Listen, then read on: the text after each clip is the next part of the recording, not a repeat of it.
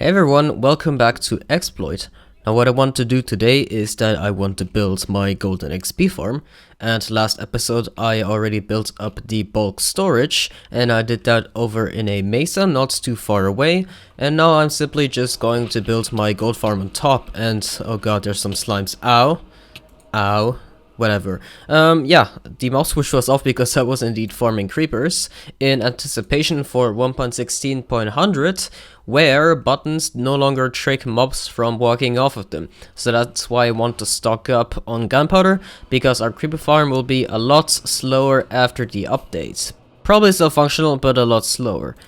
Anyways, I already got the bulk storage over here, so what I'm basically just gonna do is start from my tutorial and build the gold farm on top.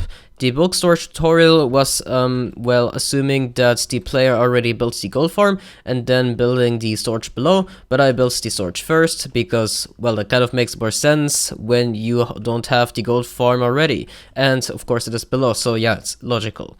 So I got a bunch of materials of everything I need here.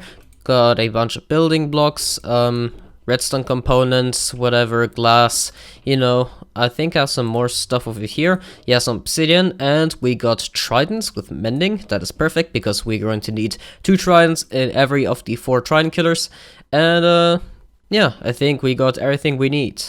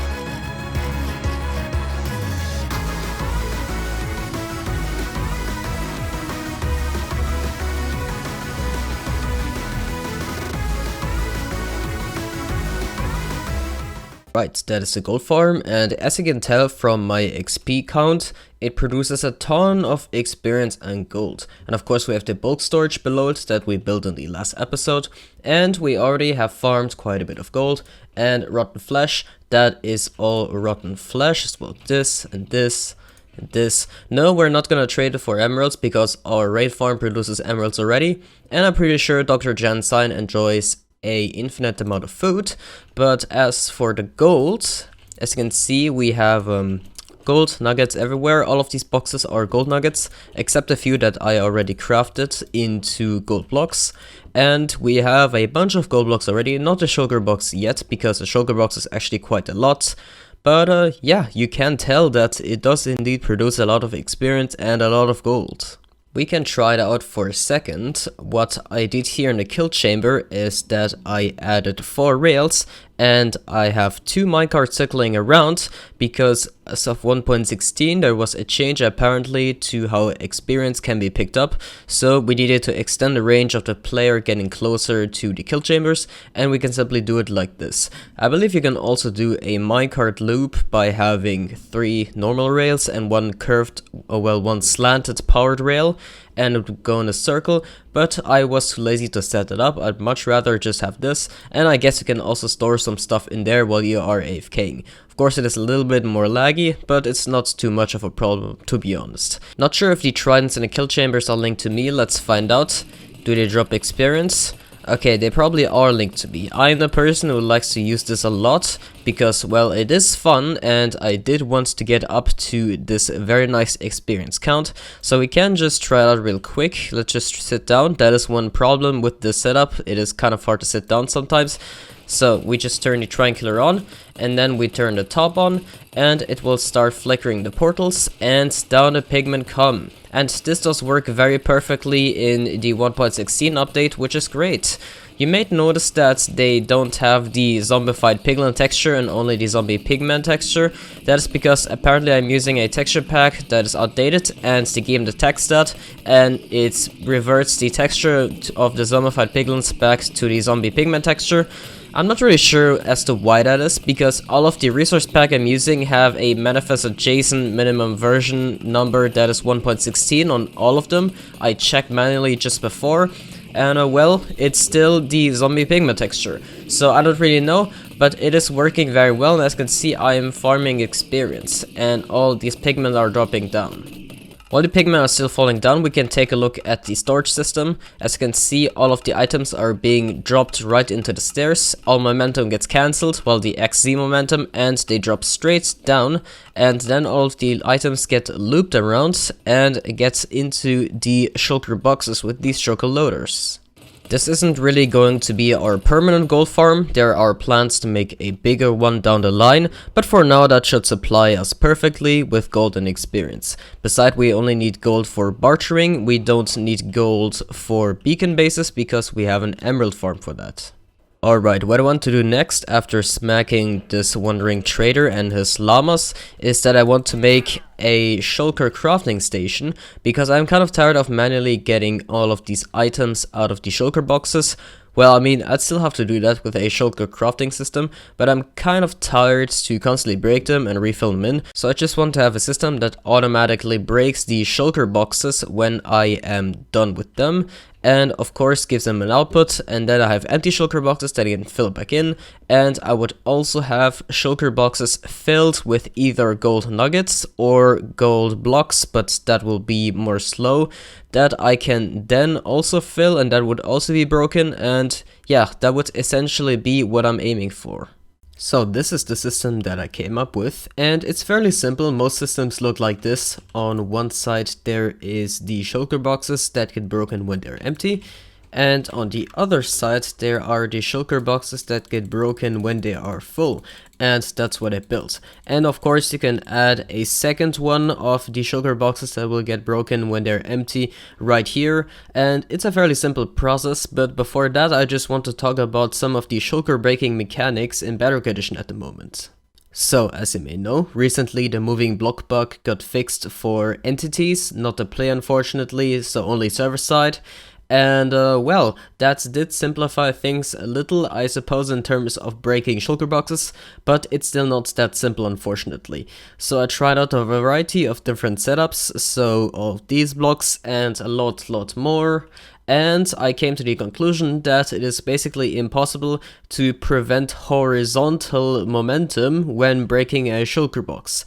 And that is unfortunately a problem that can only be resolved, as far as I know, from just placing a block right here. So it's not a complete open view, so you would just have a slab, but it's okay, you can still open the shulker box just fine, and you can also see that it's open, if that's important, I suppose. And yeah, so just placing a slab in front of here will work just fine.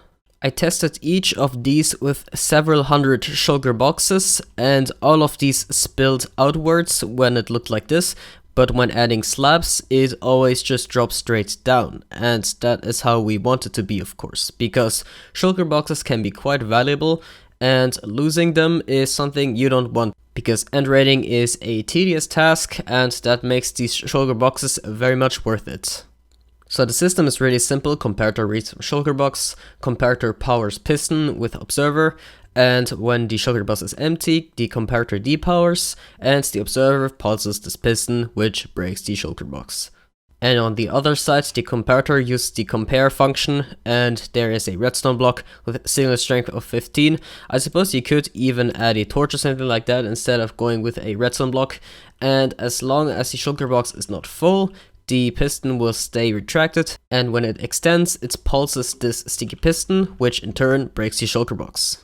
And the way we redispense a new shulker box is not with QC, but it's actually just that when you retract the observer fast enough, it will have pulsed the dispenser, and then it will fire the shulker box, even though it should still be in the way, but as you can see, it does indeed work. I might do a tutorial in this one, including how to add one more to the side, one more of the gets broken when it's empty, but for now I want to build that on Xploit.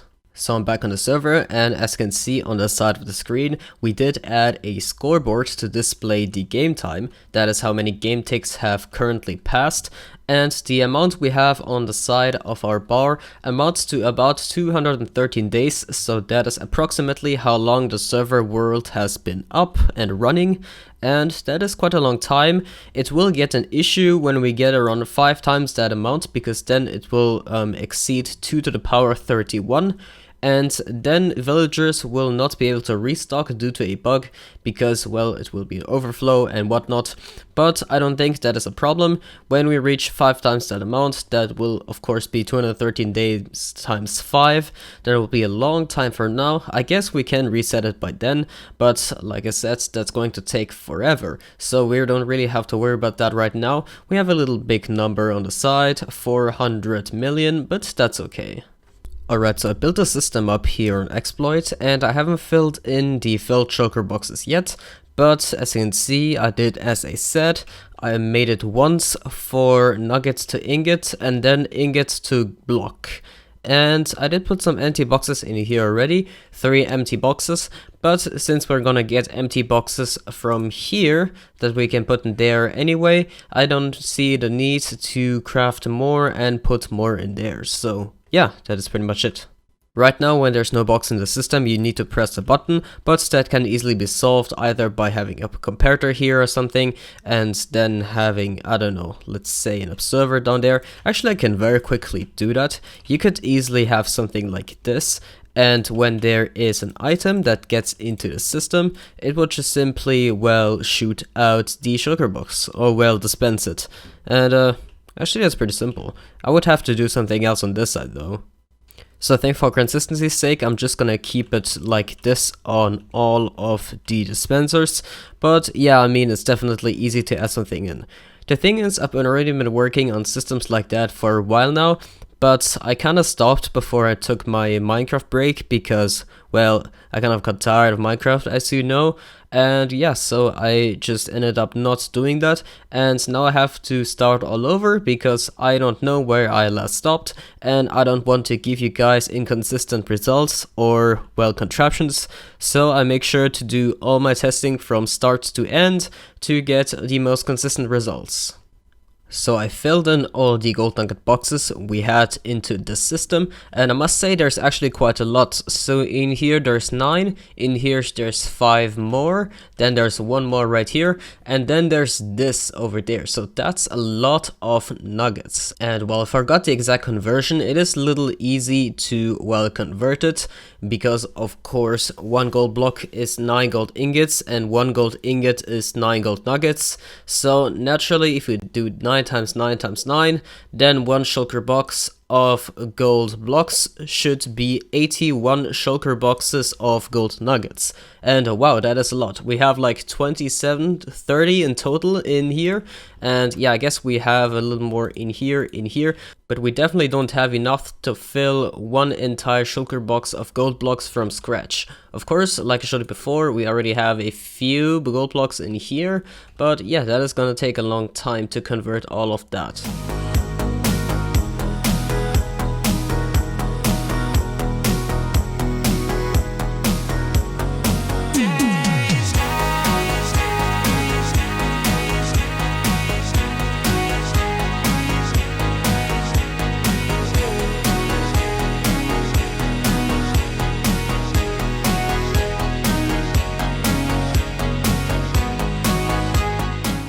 So that was all the compacting, so we have no shulker boxes of gold nuggets left. We have a little gold ingots left, and there we have no gold ingots left, and we of course have 1 shulker box of gold blocks, which is very nice. Apparently I can't open it under that button. Yeah, so that's very nice. We have 1 entire shulker box of gold blocks, and then we have some more gold blocks over here. So overall we have 1 shulker box of gold blocks and 6 stacks of gold blocks, 4 gold blocks, and 9 stacks of gold ingots. That's pretty nice. Of course, we still have some more gold in those shulker boxes, but that is being filled, of course. So I think that's enough for one episode. I do hope that you enjoyed this episode, and well, maybe you will watch the next Xploit episode. And if you like this kind of stuff, make sure to subscribe. I got more stuff like this, including, well, more creative content. And yeah, that's pretty much it. I'll see you around. Bye!